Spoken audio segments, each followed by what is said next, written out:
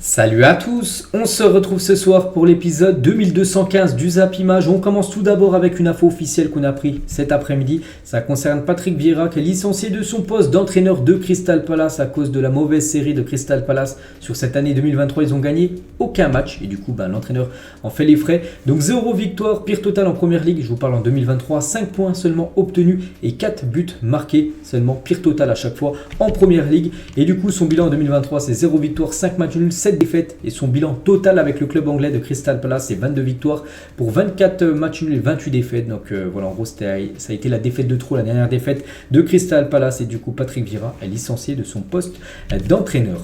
Toujours avec un entraîneur, on va parler de Mikel Arteta, le coach de Arsenal. Après l'élimination de Arsenal contre le Sporting, on a trouvé notre rythme dans les 20 dernières minutes mais on n'a pas marqué. Nous avons montré une énergie, une mentalité incroyable mais nous n'avons pas gagné. Les tirs au but sont une loterie. Bon, je pense pas que c'est une loterie, c'est juste que l'équipe du Sporting a été meilleure lors de cette séance de tirs au but que l'équipe de Arsenal. C'est vrai qu'Arsenal a échoué en huitième de finale de cette Europa League, c'était hier soir. On va parler de Thierry Henry a dit non pour devenir le sélectionneur de l'équipe de France féminine. Vous savez que l'équipe de France féminine, pour l'instant, aucun sélectionneur, avec Corinne Diacre a été licencié. C'était le jeudi dernier, jeudi 9 mars. Et du coup, Thierry Henry a été approché par la FFF. Il a dit directement non. Voilà, il ne veut pas entraîner cette équipe de France. Thierry Henry, du coup, ça devrait se jouer entre ces deux-là. Soit Gourvenec, soit Hervé Renard pour devenir le nouveau sélectionneur de l'équipe de France féminine pour préparer cette Coupe du Monde qui commencera le 20 juillet prochain en Nouvelle-Zélande. Donc voilà, c'est imminent. On connaîtra peut-être aujourd'hui le réélu, peut-être demain, peut-être dimanche, peut-être début de semaine prochaine. Mais voilà, il va falloir qu'un nom soit décidé là très prochainement. Et pour revenir les gars sur Henry, il dit qu'il a refusé l'équipe de France féminine parce qu'il serait lui intéressé par le poste de sélectionneur des États-Unis. Voilà, il pourrait prendre cette équipe américaine, cette sélection. Lui qui a déjà joué aux États-Unis, bon, c'était dans un club au New York Red Bull il y a quelques années, il pourrait devenir le nouveau sélectionneur. On va parler de Spalletti, le coach de Naples. Je ne suis pas fier des éloges de Guardiola pour qui le Napoli est la meilleure équipe cette année. C'est un petit jeu auquel il joue et que nous connaissons tous. Si City peut dépenser 900 millions d'euros et que nous ne pouvons dépenser que 9 millions d'euros, c'est qu'il y a une raison. Voilà ce que dit Spalletti. Il a répondu à Guardiola parce que Guardiola avait dit il y a quelques jours que Naples était la meilleure équipe actuellement d'Europe, même du monde. Et voilà ce qu'a pu dire Spalletti par rapport à tout ça. Jürgen Klopp, le coach de Liverpool, il sait que dès la reprise de la trêve internationale, donc ça sera une semaine très importante. En l'espace de 9 jours, ils vont jouer contre 3 grandes équipes. Cette équipe de Liverpool a dit quand nous reviendrons de la trêve internationale, nous avons une vraie semaine de football devant nous avec 3 matchs ultra importants. City, Chelsea, Arsenal qui définira ce que nous deviendrons. Bien sûr, si ça sera une bonne saison, même si ça ne sera pas une bonne saison. Voilà, pour Liverpool, il y a un qui flop. Mais bon, voilà, l'objectif c'est terminer dans le top 4 pour pouvoir jouer la future Ligue des Champions. Et c'est vrai que là, on joue City, Chelsea, Arsenal en l'espace de 9 jours.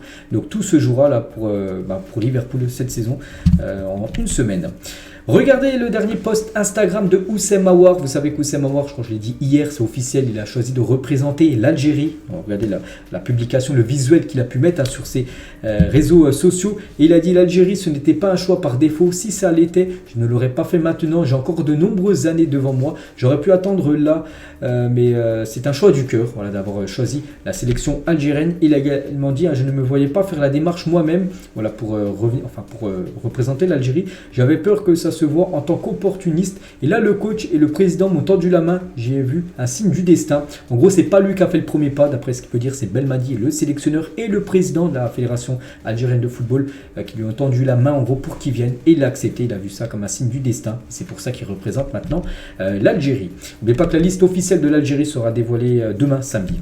Et toujours avec Houssem Aouar, le beau message même d'Abdou Diallo, défenseur du Sénégal, après l'annonce d'Houssem Aouar de jouer pour l'Algérie. Voilà ce qu'il a pu mettre sur son compte, sur sa story Instagram, Abdou Diallo. J'espère que ce rapprochement de tes racines te bonifiera et que les tiens t'accueilleront à bras ouverts dans cette sélection algérienne. Donc voilà, très beau message même d'Abdou Diallo envers Houssem Aouar. On va parler de la liste cette fois-ci du Sénégal. C'est que depuis quelques jours, je vous montre pas mal de listes. La liste de la France qui a été dévoilée hier, cette fois-ci, la liste du champion d'Afrique, l'équipe sénégalaise. Et il y a du beau monde, donc voilà, tous ces magnifiques joueurs, Sadio Mané, Boulaye Dia, Bamba Dieng, Il y a qui d'autre? Tiens, Idrissa Gueye, Pape Gueye, il y a qui Koulibaly, le défenseur de Chelsea, ou même, je sais pas, tiens, Gomis, hein, le gardien.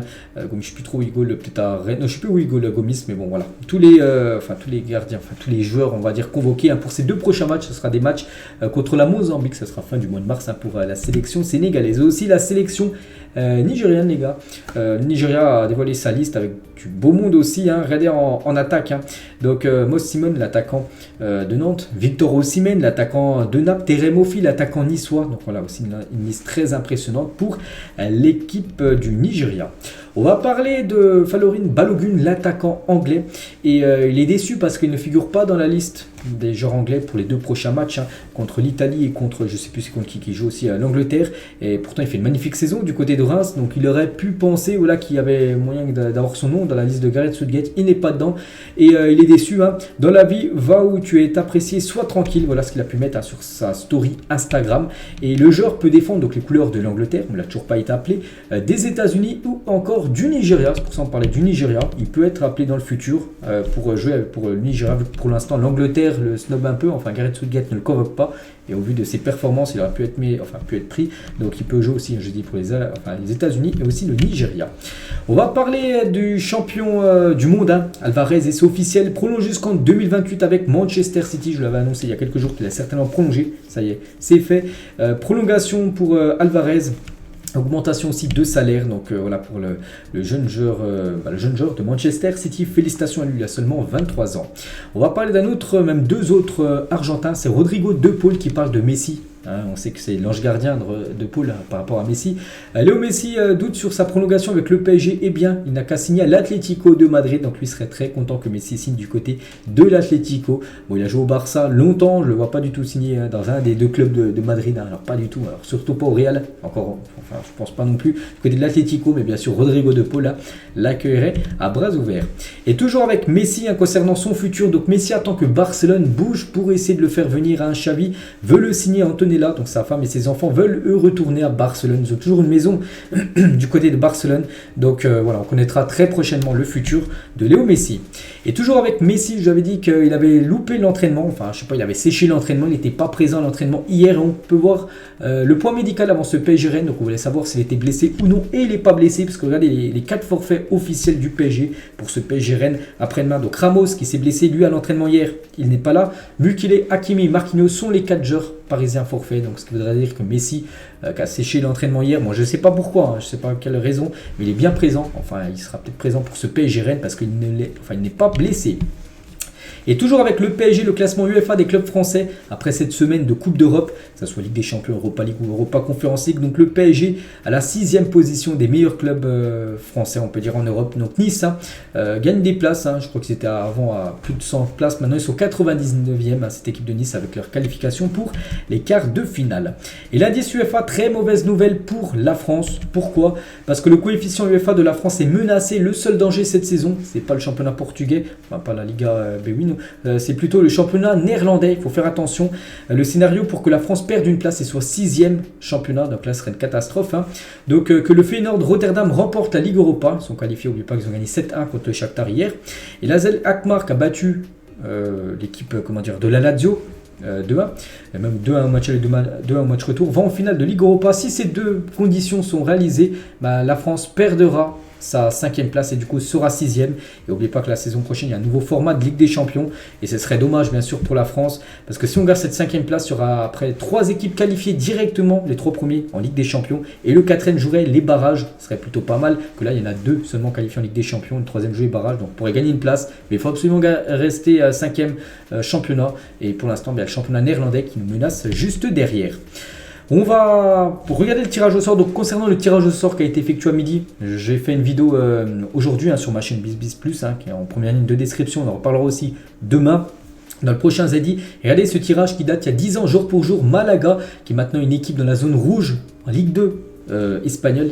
il y a 10 ans, il jouait la Ligue des Champions à quart contre Dortmund. Real Galatasaray, le PSG contre le Barça et Bayern Juventus. C'était les 4 affiches des quarts de finale. C'était il y a 10 ans, jour pour jour, ça a été le tirage au sort. Le Real Madrid a gagné 13 millions d'euros après s'être qualifié pour les quarts de finale de la Ligue des Champions. Donc la saison dernière, ils ont gagné plus de 100 millions d'euros en gagnant l'épreuve. Et c'est vrai, quand tu gagnes les quarts, tu gagnes beaucoup d'argent. Voilà, ils sont déjà à 13, plus tout ce qu'ils ont gagné en poule. Là, c'est seulement 13 par rapport à leur qualification en quart de finale. Et on va parler de ces deux joueurs, les gars. Ces deux joueurs sont les seuls joueurs à minimum le double 10 buts, 10 passes D sur les 3 dernières saisons de Ligue des Champions. Donc Mbappé, lui, 21 buts et 11 passes D. Et Vini Junior, lui, il a 13 buts et 10 passes D. Donc double 10 pour les deux. Donc c'est les seuls. Il n'y a pas d'autres joueurs qui ont réalisé le double 10. Minimum, on va dire, sur les 3 dernières saisons de Champions League. Et Alexander Arnold a été dribblé donc 6 fois contre le Real Madrid, c'était avant-hier. Seul Marco Verratti 8 fois a été dribblé, plus de fois en seul match de Ligue des Champions cette saison. Pour vous dire qu'Alexander Arnold a eu beaucoup de mal contre Vini Junior lors du match, c'était mercredi soir de Champions League. Et toujours avec la Ligue des Champions, vu que le tirage au sort à midi, regardez les équipes qui ont le plus marqué de buts dans l'histoire de la Ligue des Champions. C'est le Real Madrid en tête, la seule équipe à avoir dépassé la barre des 1000 buts inscrits en Champions League. 1042 buts pour le Real contre 803 pour le Bayern ou même 667 pour le FC Barcelone. Et concernant, toujours le Real Madrid, concernant Benzema qui a égalé Ramos par rapport au nombre de matchs joués du côté du Real Madrid en Ligue des Champions, 129 pour les deux, Raoul 130 et Casillas 150. Donc Benzema devrait dépasser Raoul vu qu'il va jouer encore 2 matchs, les deux quarts, le quart aller et le quart retour de Ligue des Champions, donc il sera à 131, bien sûr s'il n'y a pas de blessure, il sera seul à la 2e position. Regardez la une aujourd'hui du journal Marca en Espagne et ça parle de Camavinga, le partenaire idéal avec son énorme match qu'il a pu faire mercredi contre l'équipe de Liverpool. Et c'est vrai qu'il joue beaucoup depuis le début d'année, je crois qu'il y a eu 20 matchs du Real Madrid, il a commencé 18 fois titulaire, donc lui qui était souvent avant un super sub, maintenant c'est quasiment maintenant un titulaire indiscutable de cette équipe du Real Madrid et il fait la une aujourd'hui du journal Marca. Et toujours avec le Real Madrid, donc regardez aussi cette photo intéressante. Donc en gros c'est depuis 2018 les joueurs qui ont quitté le club et les joueurs qui sont arrivés du côté du Real Madrid. Donc c'est que le Real a perdu comme de gros joueurs comme Cristiano Ronaldo, comme Gareth Bale, Keylor Navas, Varane ou Ramos. Mais on peut voir tous les joueurs qui les ont remplacés, comme Thibaut Courtois qui a remplacé Navas, comme David Alaba qui a remplacé Varane, Rudiger qui a remplacé Ramos ou même Vini Junior qui a remplacé Cristiano Ronaldo. Donc voilà, toutes les légendes du Real Madrid qui ont quitté le club ont toutes été remplacées quelques mois après. Donc voilà, c'est un club bien sûr qui tourne très bien dans le mercato. On va parler de Dele Alli, a été écarté du groupe du Beşiktaş par l'entraîneur jusqu'à la fin de la saison. Il repartira à Everton à la fin de son prêt en Turquie. Donc c'est un flop total à sa carrière actuellement. À Dele Alli, dommage parce qu'il avait vraiment un gros potentiel dans le passé. Et bien sûr, le Beşiktaş ne lèvera pas l'option d'achat de 8 millions d'euros. Donc il retournera à Everton en fin de saison. Officiel, Burna Boy se produira à l'occasion de la finale de la Ligue des Champions à Istanbul. Vous savez, il y aura une cérémonie, on va dire, d'avant-match, où il y aura un petit concert. Ce sera lui. La saison dernière, je ne sais plus comment elle s'appelait, la chanteuse Camilla. Je crois qu'elle s'appelait Camilla, je ne sais plus, un nom comme ça, qui avait fait l'avant-match, Real Liverpool, ce qui fera l'avant-match de la finale, donc ça sera lui, Burna Boy, qui se fera un petit concert, on va dire. Granit Xhaka a dédicacé son but à sa fille hier, donc sans le savoir et pensant avoir été chambré, Pedro Gonçalves a reproduit cette célébration pour troller le Suisse après la qualification du Sporting. J'en ai parlé à midi, qu'il avait fait la même célébration que Xhaka parce qu'il pensait qu'il le trollait, qu'il trollait le Sporting, mais en gros c'était une célébration juste pour rendre hommage, dédicacée, on va dire, à sa fille. On va parler de Islam Slimani qui a été l'unique buteur du match Villarreal-Anderlecht qui joue en Belgique maintenant, Slimani. Donc il a rejoint le club cet hiver. Il a déjà inscrit 6 buts comme avec l'équipe de Anderlecht. Donc les débuts se passent très bien pour Slimani du côté de Anderlecht. Regardez du côté de Chelsea avant le match ce week-end. Donc en mode water polo, on peut voir N'Golo Kanté, on peut voir même aussi Mudryk de dos ou même Koulibaly aussi dans la piscine du côté de Chelsea. Quelques infos transferts, on va parler de Timber, un jeune joueur néerlandais, un joueur de l'Ajax, 21 ans, défenseur central de l'Ajax, intéresse le Bayern Munich en cas d'éventuel départ de Pavard cet été. L'opération coûterait entre 40 et 50 millions d'euros pour ce joueur qui a un fort potentiel. Il est jeune, il joue à l'Ajax, donc c'est pour ça qu'il coûte cher. Donc voilà, 40 à 50 millions d'euros pour être le prix s'il venait à quitter cette équipe pour rejoindre le Bayern. Concernant Marcus Thuram, l'OM s'est positionné l'été dernier sur Marcus Thuram et le suivait encore cet hiver. Longoria a encore déjeuné mi-février avec son représentant, mais le président marseillais considère que le joueur français signera dans un gros club européen cet été, parce qu'en gros il est en fin de contrat. C'est que pour Marseille ce serait énorme d'avoir Marcus Thuram, mais voilà, du côté de Marseille, Longoria pense qu'il signera dans un autre grand club comme Chelsea, voilà, ou j'en sais rien, comme un club comme le Barça, mais peut-être pas l'OM. Après c'est vrai que s'il signerait gratuitement du côté de Marseille, ce serait un énorme coup.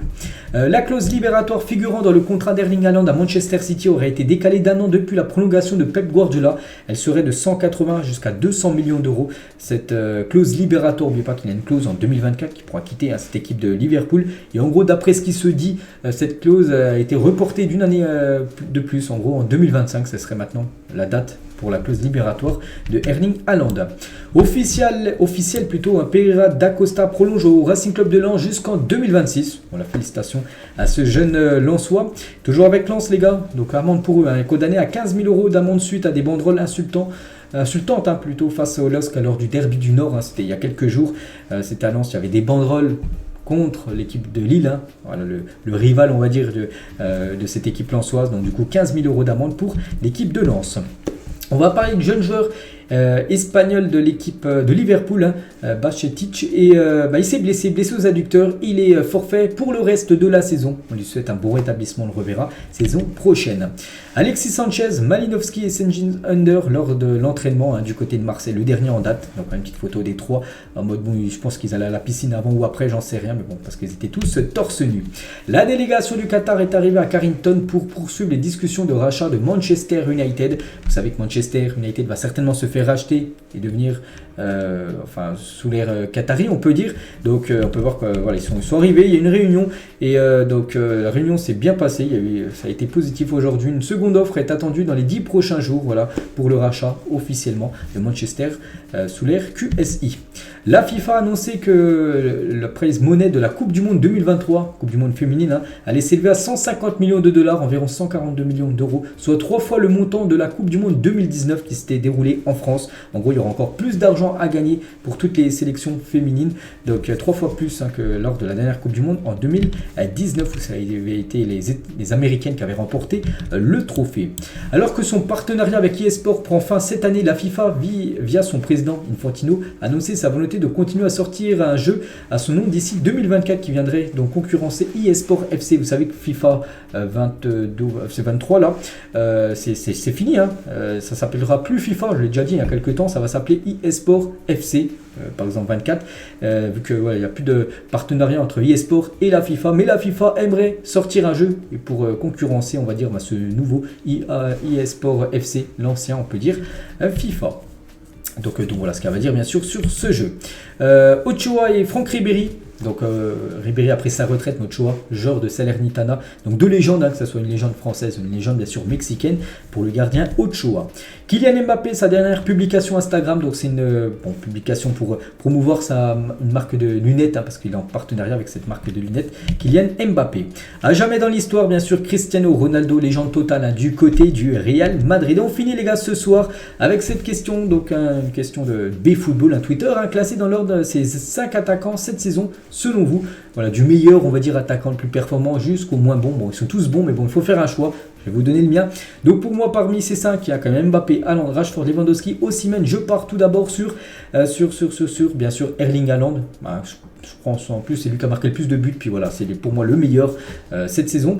En termes d'attaquant, je vous dis, le deuxième, je partirais sur Osimhen, le troisième, Mbappé, le quatrième, Rashford et le cinquième, Lewandowski. Voilà, bon, c'est vrai que je mets Lewandowski en cinquième, mais bon, voilà, il y a quand même 4 autres pour moi qui sont supérieurs à Lewandowski actuellement, même sur la saison entière. Donc voilà mon choix, il faut faire un choix, n'hésitez pas à mettre le vôtre en commentaire. Donc voilà les gars, ce qu'à va dire ce soir, j'espère que ça vous a plu. On se retrouve demain midi, on parlera des résultats, là il y a des matchs qui se jouent ce soir et aussi des tirages au sort de la Ligue des Champions. On parlera bien sûr de tout ça demain midi. Allez, moi je vous laisse, bonne soirée à vous et à demain.